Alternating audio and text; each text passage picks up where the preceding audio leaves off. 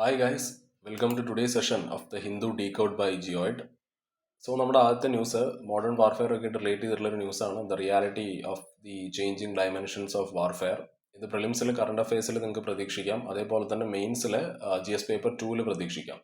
Okay, so നമുക്ക് ഈ ഒരു ന്യൂസ് തുടങ്ങുന്നതിന് മുമ്പ് നമുക്ക് ഈ മാക്യുവെല്ലി എന്ന് പറയുന്ന നിക്കോളോ മാക്യുവെല്ലി പലർക്കും അറിയായിരിക്കും. ഓക്കെ, പുള്ളി ഒരു ഡിപ്ലോമാറ്റ് ആയിരുന്നു, ഓതറും ഫിലോസഫറും ഒക്കെ ആയിരുന്നു. Okay, who live during the Italian renaissance. So മാക്യുവെല്ലിയുടെ ഈ പൊളിറ്റിക്സിലുള്ള പുള്ളിയുടെ വ്യൂ എന്താണെന്ന് നമുക്ക് നോക്കാം. അതായത് മാക്യുവെല്ലി പറഞ്ഞത് ഈ പൊളിറ്റിക്സ് എന്നുള്ളത് it is not about being good or moral, it is about being smart and powerful എന്നുള്ളതാണ്.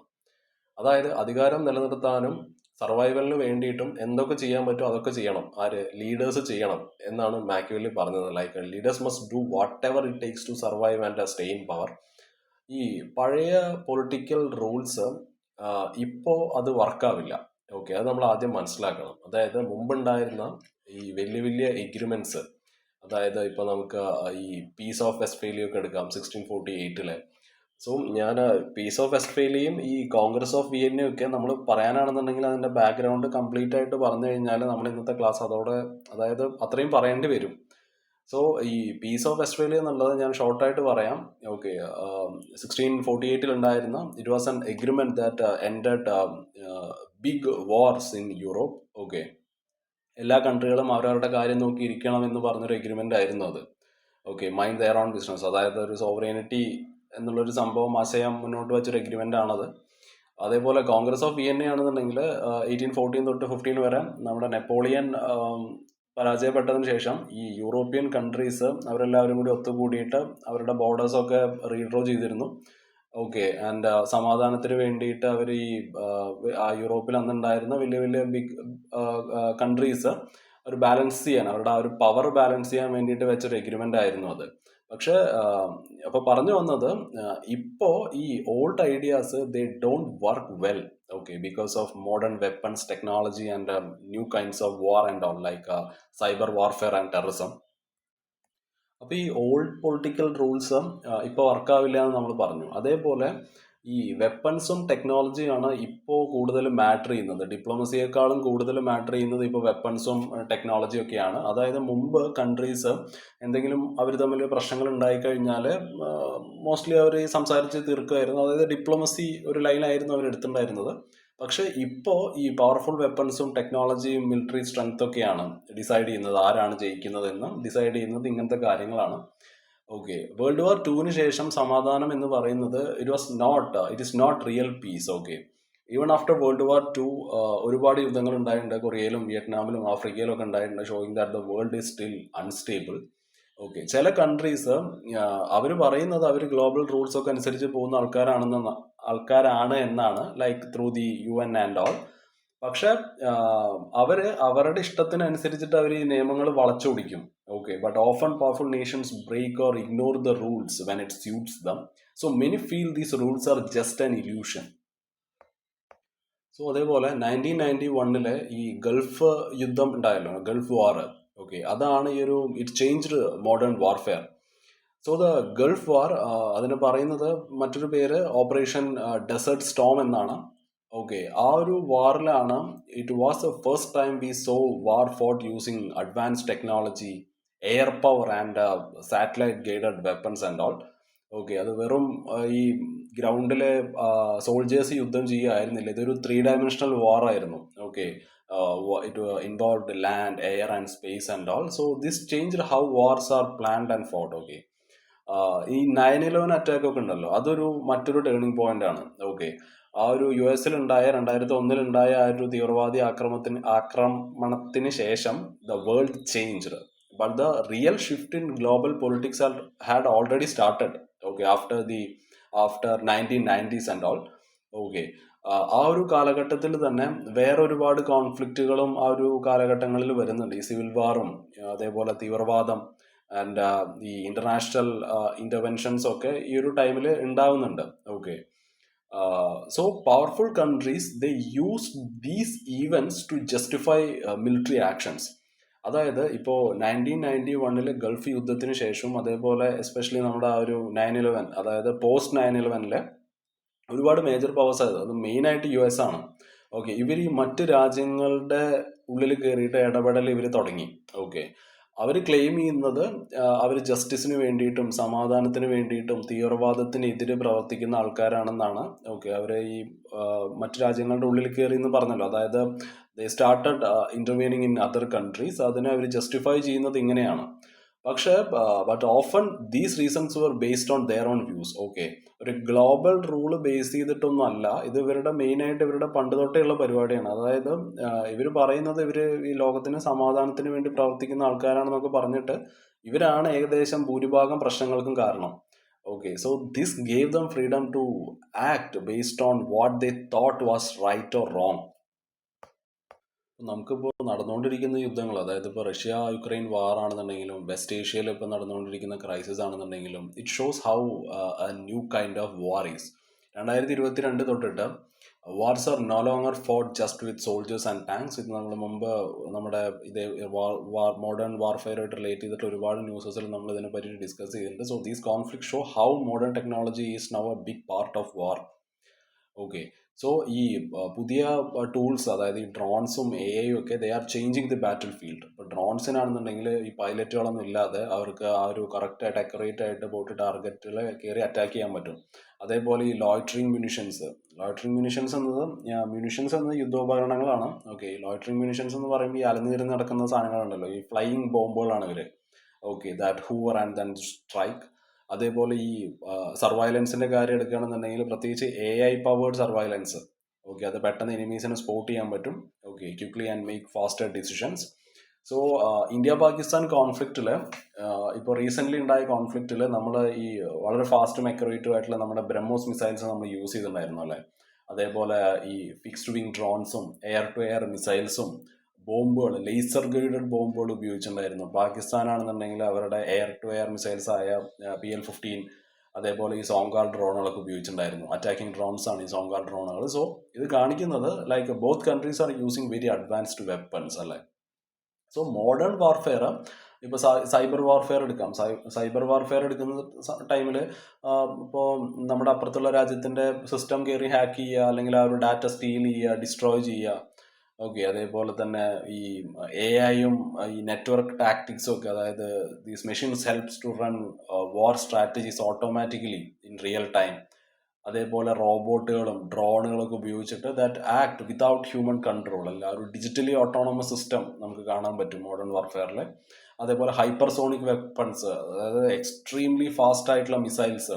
ഓക്കെ, അതായത് ഒന്ന് നിർത്തുക എന്ന് പറഞ്ഞാൽ വളരെ ഹാർഡാണ്. That are very hard to stop. അതേപോലെ തന്നെ മൾട്ടി ഡൊമൈൻ ബാറ്റിൽ ഫീൽഡ്, അതായത് വാറുകൾ ഇപ്പം നടക്കുന്നത് they are now war now happens on land, sea, air, space and cyber space. Okay, ഇതെല്ലാം കൂടിയിട്ടാണ് ഇപ്പോൾ യുദ്ധങ്ങൾ നടന്നുകൊണ്ടിരിക്കുന്നത്. സോ നമ്മൾ നമ്മുടെ ഇന്ത്യയുടെ കാര്യം എടുക്കുകയാണെന്നുണ്ടെങ്കിൽ നമ്മൾ ആ ഒരു മിലിറ്ററി പ്ലാനുകളൊക്കെ കുറച്ചും കൂടി അപ്ഡേറ്റ് ചെയ്യേണ്ട സമയമൊക്കെ കഴിഞ്ഞു. Okay, we must rethink and improve our current defence strategies to match the fast changing nature of modern warfare. അതേപോലെ തന്നെ ഈ ഫ്രാൻസിന്റെ റഫേൽ ഫൈറ്റർ ജെറ്റ്സിലൊക്കെ ഉള്ള നമ്മുടെ ഒരുപാട്, അതായത് ഇവരെയൊക്കെയാണ് നമ്മൾ മെയിൻലി റിലൈ ചെയ്യുന്നത്. ഓക്കെ, അതേപോലെ നമുക്കുള്ള പ്രൊജക്റ്റുകളാണെന്നുണ്ടെങ്കിൽ അത് ഡിലേ ആണ്. അതായത് ഒന്ന് റഫേലിന്റെ കാര്യം പറയുമ്പോൾ India depends heavily on Rafale jets from France. Okay, ഇന്ത്യക്കാണെന്നുണ്ടെങ്കിൽ ഇപ്പം നമുക്ക് ഇന്ത്യൻ മെയ്ഡ് ഡിഫൻസ് പ്രൊജക്ട്സ് കുറച്ച് സാധനങ്ങളുണ്ട്. ലൈക്ക് ഈ തേജസ്, AMCA-യും മറ്റു പല ഡ്രോണുകളൊക്കെ ഉണ്ട്, അതിൻ്റെയൊക്കെ പ്രൊജക്റ്റ് ഉണ്ട്. ഇതൊക്കെ ഡിലേ ആയിട്ട് കിടക്കുകയാണ്. Okay, this could leave India less prepared in A very sudden war. Okay, so ഈ പഴയ ഒരു ഐഡിയ ആണ്, അതായത് ഈ വെപ്പൺസ് വാങ്ങിക്കുക എന്നുള്ള ആ ഒരു ഐഡിയ ഇപ്പോൾ ചിലപ്പോൾ അതിന് വർക്കാവില്ല. അതായത് ഇപ്പോൾ വേൾഡ് തന്നെ ഷിഫ്റ്റ് ആയിക്കൊണ്ടിരിക്കുകയാണ്, ഒരു അൺമാൻഡ് ഡ്രോൺസിലോട്ടും AI പവേർഡ് സിസ്റ്റത്തിലോട്ടൊക്കെ മാറിക്കൊണ്ടിരിക്കുകയാണ്. Okay, cyber warfare. സോ ഇന്ത്യയുടെ ഈ കറൻ്റ്ലി ഉള്ള വെപ്പൺ പ്ലാൻസ് ഇത് ഔട്ട്ഡേറ്റഡ് ആവും. Okay, if they don't match this new trend. So, to face strong threats from Pakistan and China, ഒരു ടു ഫ്രണ്ട് വാർ വരികയാണെന്നുണ്ടെങ്കിൽ ഇന്ത്യയുടെ കയ്യിൽ India must by weapons from multiple sources. Okay, അതൊരു diversify ചെയ്യണം. അതേപോലെ ഈ മോഡേൺ ടെക്നോളജി, അതായത് ഈ ഡ്രോണുകളും AI പരിപാടിയും സൈബർ സിസ്റ്റം ഒക്കെ ആയിട്ട് നമ്മൾ കുറച്ചും കൂടി അഡാപ്റ്റ് ആവണം. ഓക്കെ, സോ അതൊക്കെയാണ് നമ്മൾ ചെയ്യേണ്ടത്. സോ നമുക്ക് നമ്മുടെ നെക്സ്റ്റ് ന്യൂസിലോട്ട് പോവാം, which is election commission begins preparations to elect vice president. Okay, so ഇതിൻ്റെ പ്രിലിംസ് റെലവൻസ് നമുക്ക് പറയണ്ടല്ലോ, വളരെ ഇമ്പോർട്ടൻ്റ് ആയിട്ടുള്ളൊരു കാര്യമാണ്. ഇതിൽ കുറച്ച് കോൺസ്റ്റിറ്റ്യൂഷൻ ആർട്ടിക്കിൾസ് വരുന്നുണ്ട്, 63, 64, 65, 66, 324, 58 ഇങ്ങനത്തെ ആർട്ടിക്കിൾസ് വരുന്നുണ്ട്, ഞാൻ പറയാം. പിന്നെ ഇതിൻ്റെ ഒരു ഇലക്ട്രൽ പ്രോസസ്സ് എങ്ങനെയാണ്, ആരാണ് വോട്ട് ചെയ്യുന്നത്, ഇവിടെ ഒരു പ്രപ്പോസേഴ്സിൻ്റെയും സെക്കൻഡേഴ്സിൻ്റെയും റോൾ എന്താണ്, ഓക്കെ, അത് നമുക്ക് പറയാം. ഇതിൻ്റെ ആ ഒരു ടേംസും എലിജിബിലിറ്റിയും റിമൂവലും കാര്യങ്ങളൊക്കെ എങ്ങനെയാണ്, ഒരു ഇലക്ട്രൽ പ്രോസസ്സ് എങ്ങനെയാണെന്നുള്ളതാണ്. അതേപോലെ ഇവിടെ ഈ presidential and vice presidential elections act ഉണ്ട് 1952, അതേപോലെ ഇലക്ഷൻസ് റൂൾ ഉണ്ട് 1974. അപ്പോൾ കുറച്ച് ആക്ടുകളും റൂൾസും കൂടെ കയറി വരുന്നുണ്ട്. മെയിൻസിൻ്റെ റെലവൻസ് പറയുമ്പോൾ GS പേപ്പർ 2 പോളിറ്റി ആൻഡ് ഗവർണൻസിൽ നമുക്ക് വരാം. അതായത് ഈ കോൺസ്റ്റിറ്റ്യൂഷണൽ പോസ്റ്റുകളും സെപ്പറേഷൻ ഓഫ് പവേഴ്സും, പിന്നെ ഈ പാർലമെന്റ് എങ്ങനെയാണ് ഫങ്ഷൻ ചെയ്യുന്നത്, ഇലക്ട്രൽ റിഫോംസും ഈ ഡെമോക്രാറ്റിക് ഇൻസ്റ്റിറ്റ്യൂഷൻസിന്റെ റോളും കാര്യങ്ങളൊക്കെ വളരെ ഇമ്പോർട്ടൻ്റ് ആണ്. അതാണ് ഇതിൻ്റെ ഒരു relevance. So it test your awareness of the constitution, current events and parliamentary democracy. So it shows whether you understand the checks and balance in the India's constitutional structure. So എന്തുകൊണ്ടാണ് ഈ ഒരു vice presidential elections ഇപ്പം നടക്കുന്നത് എന്ന് നമുക്കറിയാം. അതായത് നമ്മുടെ ആ ഒരു ജഗദീപ് ധാങ്കർ എന്നുള്ള ഒരു വൈസ് പ്രസിഡന്റ് ഇപ്പോൾ റിസൈൻ ചെയ്തിരിക്കുകയാണ് പുള്ളി. Okay, so the current vice president resigned. അതൊരു മിഡ് ടേം വേക്കൻസി ഉണ്ടാക്കിയിരിക്കുകയാണ്. So the election commission has started preparation to fill this important constitution position. Okay, so ഈ ഒരു വൈസ് പ്രസിഡന്റിന്റെ ഓഫീസും അതേപോലെ തന്നെ ഇലക്ഷൻസും it are governed by specific articles in the Indian constitution. നമ്മൾ പറഞ്ഞല്ലോ 63, 64, 65 ഒക്കെ വരുന്നുണ്ട്. സോ ആർട്ടിക്കിൾ 63 ആണ് പറയുന്നത്, അതായത് ഇന്ത്യക്ക് ഒരു വൈസ് പ്രസിഡന്റ് വേണം എന്ന് പറയുന്നത് ആർട്ടിക്കിൾ 63 ആണ്. അതേപോലെ തന്നെ ആർട്ടിക്കിൾ 64 ആണ് പറയുന്നത്, അതായത് എങ്ങനെയാണോ ലോക്സഭയ്ക്ക് എങ്ങനെയാണോ സ്പീക്കർ, അതേപോലെയാണ് നമുക്കറിയാമല്ലോ. അതായത് വൈസ് പ്രസിഡന്റ് ആണ് ഒരു എക്സ് ഒഫീഷ്യോ ചെയർമാൻ രാജ്യസഭയുടെ. ഓക്കെ, നമ്മുടെ ലോക്സഭയിലെ സ്പീക്കർ എങ്ങനെയാണ് അതേപോലെ തന്നെയാണ് രാജ്യസഭയിലെ പുള്ളിയുടെ റോള്, VP യുടെ റോള്. അതേപോലെ ആർട്ടിക്കിൾ 65 പറയുന്നത് പ്രസിഡന്റ് അൺഅവൈലബിൾ ആണ്, അല്ലെങ്കിൽ ആ ഒരു പോസ്റ്റ് വേക്കന്റ് ആണെന്നുണ്ടെങ്കിൽ പ്രസിഡന്റ് ആയിട്ട് ആക്ട് ചെയ്യുന്നത് വൈസ് പ്രസിഡന്റ് ആയിരിക്കും. അതേപോലെ തന്നെ ആർട്ടിക്കിൾ 324, ഓക്കെ, ഇതാണ് ഇലക്ഷൻ കമ്മീഷന് പവർ കൊടുക്കുന്നത്, ഇലക്ഷൻ കണ്ടക്ട് ചെയ്യാൻ വേണ്ടിയുള്ള പവർ കൊടുക്കുന്നത് ആർട്ടിക്കിൾ 324 ആണ്. ഓക്കെ, അതേപോലെ തന്നെ article 58, like Article 58, the vice president, it must meet the same eligibility criteria as the president. അതായത് പ്രസിഡന്റ് ആവാൻ 35 വയസ്സിന് മേലെ പ്രായം വേണം, ഇന്ത്യൻ സിറ്റിസൺ ആയിരിക്കണം, ലോക്സഭയിൽ ഒരു he must be eligible for Lok Sabha, അങ്ങനത്തെ കുറച്ച് ക്രൈറ്റീരിയാസ് ഉണ്ട്. ഓക്കെ, സോ അതെല്ലാം ഇയാൾക്കും ബാധകമാണ്, VPക്കും ബാധകമാണ് എന്നാണ് ആർട്ടിക്കിൾ 58 പറയുന്നത്. സോ എങ്ങനെയാണ് ഈ ഒരു വൈസ് പ്രസിഡന്റിനെ എലക്ട് ചെയ്യുന്നത്? ഇതിൽ ലോക്സഭയും രാജ്യസഭ മെമ്പേഴ്സിനെ പങ്കെടുക്കാൻ പറ്റുള്ളൂ. Okay, only elected and nominated മെമ്പേഴ്സിന് മാത്രമേ ഈ ഒരു പ്രോസസ്സിൽ പങ്കെടുക്കാൻ പറ്റുള്ളൂ. ആ ഒരു നോമിനേഷൻ പ്രോസസ്സ്, ഒരാൾക്ക് ഇപ്പോൾ വൈസ് പ്രസിഡന്റ് ആവണം, VP ആവണമെന്നുണ്ടെങ്കിൽ candidate must have 20 MPs as proposers. 20 MPമാർ അവരുടെ, അതായത് ഇപ്പോൾ എനിക്ക് ആവണമെന്നുണ്ടെങ്കിൽ, ഇപ്പം എനിക്ക് വൈസ് പ്രസിഡന്റ് ആവണമെന്നുണ്ടെങ്കിൽ അവിടെയുള്ള 20 MPമാർ എൻ്റെ ഒരു പേര് പ്രപ്പോസ് ചെയ്ത് കഴിഞ്ഞാൽ പിന്നെ ഒരു 20 പേര് അതിനെ സപ്പോർട്ട് ചെയ്യണം. ഓക്കെ, അതാണ് ഈ സെക്കൻഡേഴ്സ് എന്നുള്ളത്. 20 MPമാർ സെക്കൻഡേഴ്സും വേണം, 20 MPമാർ പ്രപ്പോസേഴ്സും വേണം. ഈ ഒരു നോമിനേഷൻ പേപ്പർ സബ്മിറ്റ് ചെയ്യേണ്ടതിന് ഒരു സമയമുണ്ട്. ഓക്കെ, രാവിലെ 11 മണി തൊട്ടിട്ട് ഉച്ചയ്ക്ക് 3 മണി, ഓക്കെ, ആ ഒരു ടൈമിനിടയിൽ വേണം അത് കൊടുക്കാൻ. അതേപോലെ തന്നെ 5 വർഷമാണ്, അതായത് ഒരു വൈസ് പ്രസിഡന്റ് ആയിട്ട് ആ ഒരു ഓഫീസിൽ കയറി കഴിഞ്ഞാൽ 5 വർഷമാണ് കാലാവധി. റിമൂവ് ചെയ്യണമെന്നുണ്ടെങ്കിൽ it can be only removed by impeachment. Okay, the VP can be removed only by impeachment. Okay, it is a formal process requiring a resolution passed by the Rajya Sabha and agreed to by the Lok Sabha. അതേപോലെ തന്നെ ഈ ഒരു presidential and vice presidential elections act ഉണ്ട് 1952, അതാണ് ഇവിടുത്തെ ഒരു legal frame work, അതൊക്കെയാണ്. പിന്നെ 1974 presidential and vice presidential elections rule, okay, ആക്റ്റും റൂളും.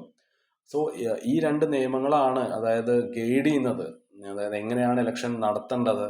ഓക്കെ, അത് ആര് നടത്തണം, ആർക്ക് വോട്ട് ചെയ്യണം, okay, like who can vote, how votes are counted and so on. Okay, so അതെല്ലാം പറയുന്നത് ഈ 2 നിയമങ്ങളാണ്. ഓക്കെ, അതാണ് ഇവിടുത്തെ legal framework. So vice president see it is very important അല്ലേ. വൈസ് പ്രസിഡന്റ് എന്നുള്ളത് ഇന്ത്യയുടെ രണ്ടാമത്തെ ഹയസ്റ്റ് കോൺസ്റ്റിറ്റ്യൂഷണൽ അതോറിറ്റിയാണ് പ്രസിഡന്റിന് ശേഷം. ഓക്കെ, പാർലമെന്റിൽ വളരെ ഇമ്പോർട്ടൻ്റ് റോള് വഹിക്കുന്ന ഒരാളാണ്, especially in managing debates and proceedings in the Rajya Sabha. Okay, അതേപോലെ പ്രസിഡന്റിന്റെ ഒരു ബാക്കപ്പ് ആണ് പുള്ളി in case of emergencies or vacancies. So നമുക്ക് നമ്മുടെ നെക്സ്റ്റ് ന്യൂസിലോട്ട് പോകാം, which is the plastic industry trying to influence green policies. Okay, so ഇവിടെ ഇതിൻ്റെ പ്രിലിംസ് റെലവൻസ്, ഇവിടെ കുറച്ച് സ്കീംസും പോളിസീസും ഒക്കെ വരുന്നുണ്ട്, അതേപോലെ റിപ്പോർട്ടുകളും കുറച്ച് ഓർഗനൈസേഷൻസും ഒക്കെ കടന്നു വരുന്നുണ്ട്. ഓക്കെ, അത് നമുക്ക് പറയാം.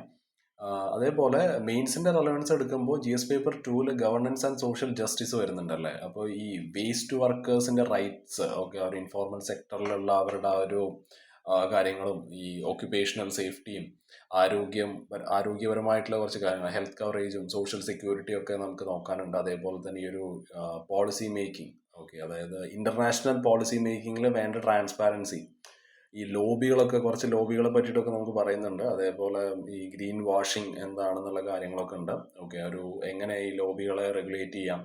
ഓക്കെ, സോ ആ ഒരു ഇന്റർനാഷണൽ പോളിസി മേക്കിങ്ങിൽ വേണ്ട ട്രാൻസ്പാരൻസിയും കാര്യങ്ങളൊക്കെയാണ് GS പേപ്പർ 2 ഇമ്പോർട്ടൻ്റ് ആണ്, ഗവർണൻസ് ആൻഡ് സോഷ്യൽ ജസ്റ്റിസിൽ. അതേപോലെ ഗ്ലോബൽ കോഓപ്പറേഷൻ, ഓക്കെ, ഈ പ്ലാസ്റ്റിക് ട്രീറ്റി ഒക്കെ ഉണ്ടല്ലേ, അപ്പോൾ അങ്ങനത്തെ ഗ്ലോബൽ ട്രീറ്റീസിൽ ഇന്ത്യയുടെ റോൾ എന്താണ്.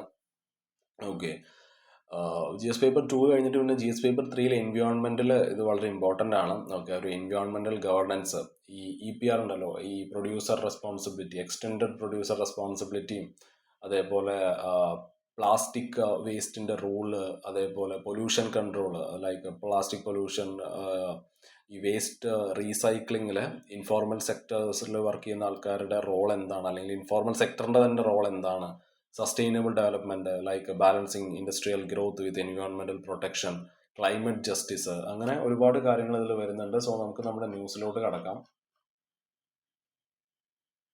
സോ എക്സ്പേർട്സ് പറയുന്നത്, അതായത് they say the plastic industry, okay, and which is supported by big fossil fuel companies, they are trying to protect their profit by misleading the public and government, okay, sorry, government.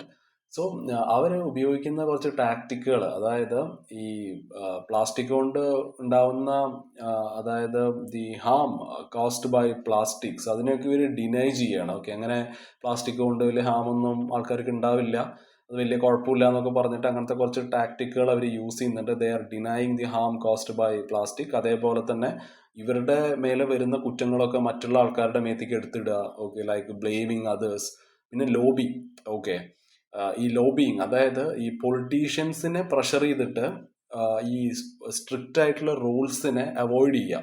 Okay, ആ ഒരു lobbying നമുക്ക് ഈ ഒരു സെക്ടറിൽ കാണാൻ പറ്റും.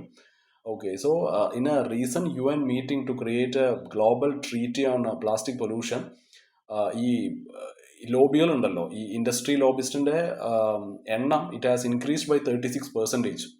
Okay, ഇത് കാണിക്കുന്നത് like how hard they are working to influence decisions എന്നുള്ളതാണ്. അവർ അത്രത്തോളം കഷ്ടപ്പെടുന്നുണ്ട്. ഓക്കെ, ഒരു ഡിസിഷൻസിനെ ഇൻഫ്ലുവൻസ് ചെയ്യാൻ വേണ്ടിയിട്ട്. ഓക്കെ, ലോബികളുടെ എണ്ണം വളരെയധികം കൂടിക്കൊണ്ട് വരികയാണ്. എസ്പെഷ്യലി ഈ പൊളിറ്റീഷ്യൻസിന് മേലെ പ്രഷർ വെച്ചിട്ടാണ് ഇവർ ഈ സ്ട്രിക്റ്റ് ആയിട്ടുള്ള റൂൾസ് അവോയ്ഡ് ചെയ്യാൻ വേണ്ടിയിട്ട് കഷ്ടപ്പെടുന്നത്.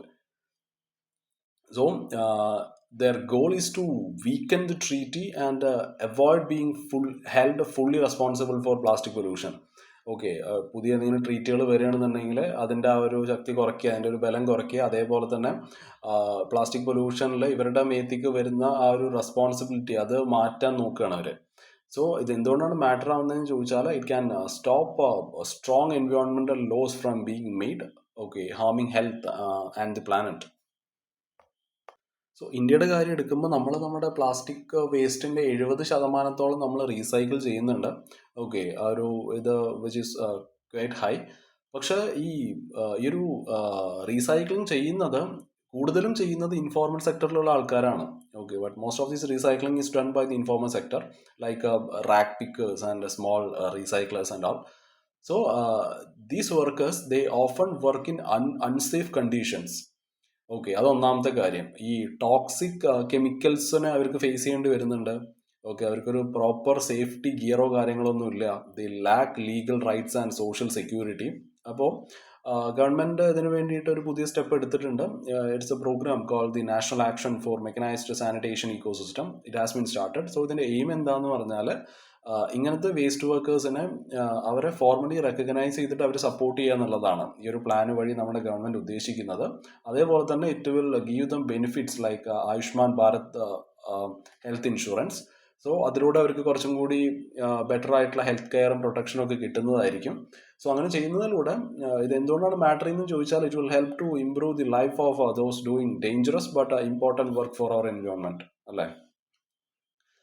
അതേപോലെ തന്നെ ഈ പ്ലാസ്റ്റിക് പ്രൊഡ്യൂസേഴ്സിന് വേറൊരു കുറച്ച് റൂളുകൾ സെറ്റ് ചെയ്തിട്ടുണ്ട് under the plastic waste management rule 2016.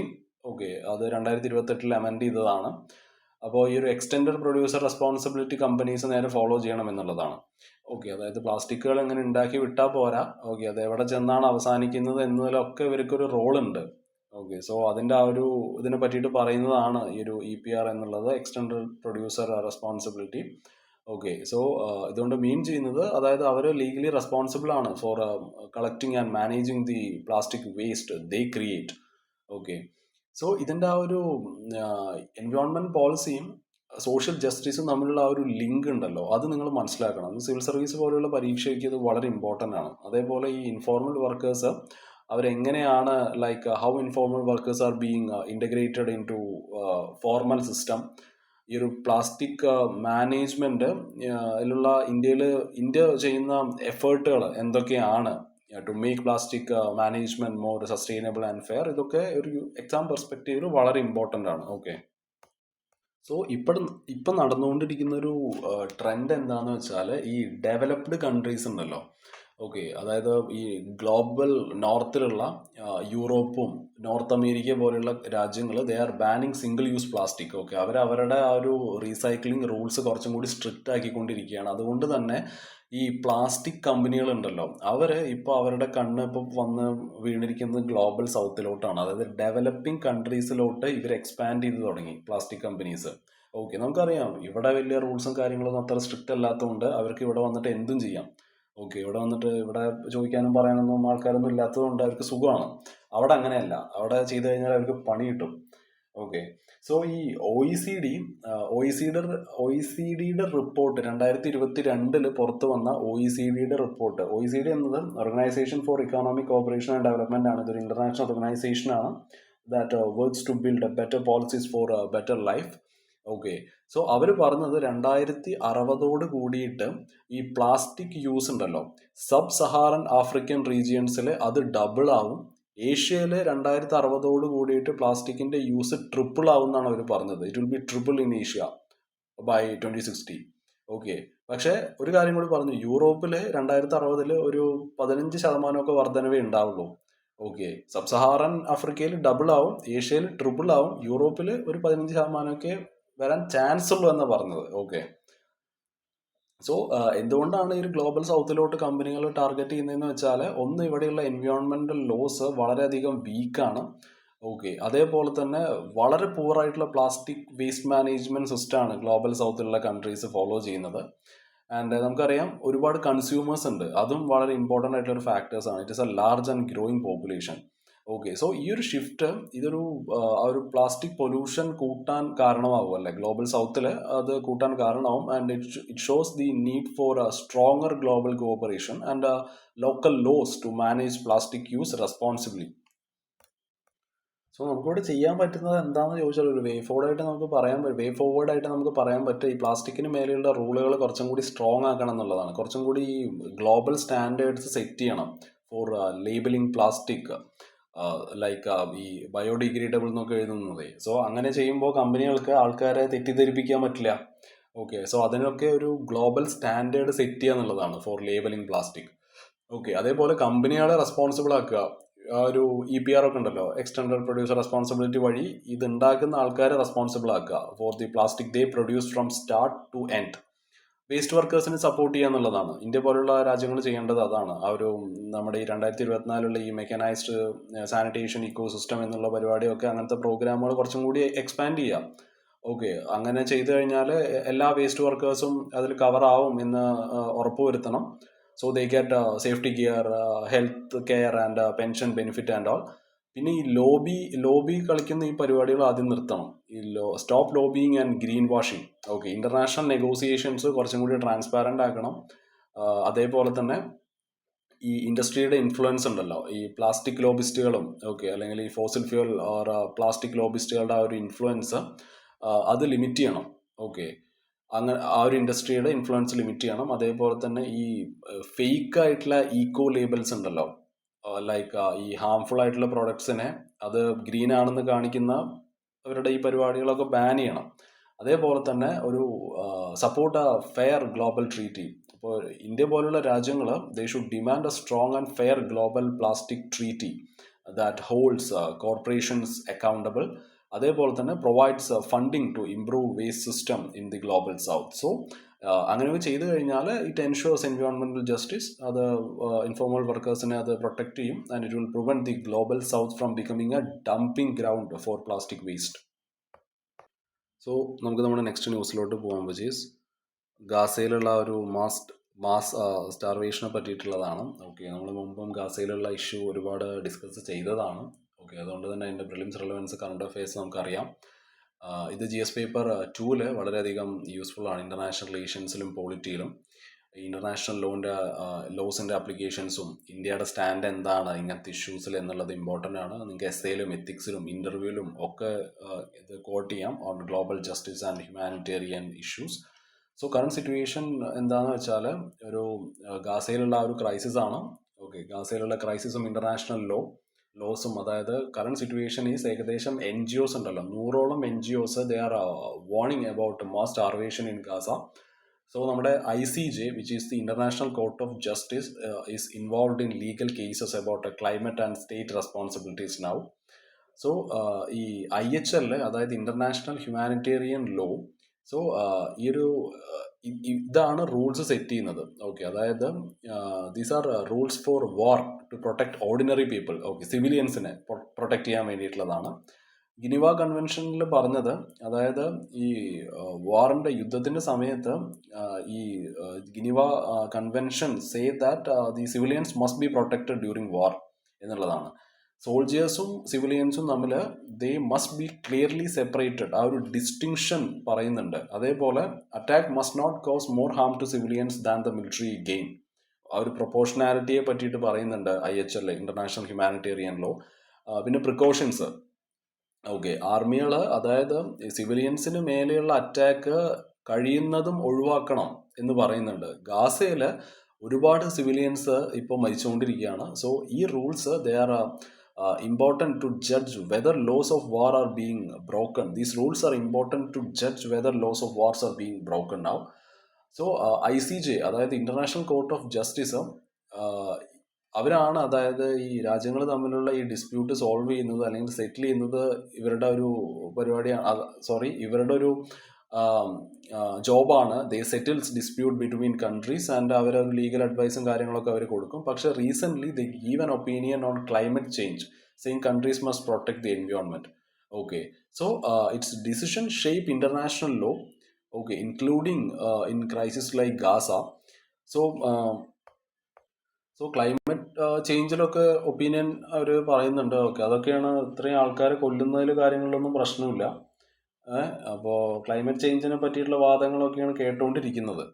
Okay, so human റൈറ്റിൻ്റെ ആ ഒരു ഹ്യൂമൻ റൈറ്റ്സിൻ്റെ ഫ്രെയിംവർക്ക് എടുക്കുമ്പോൾ there are some basic right every person should have, അല്ലെ?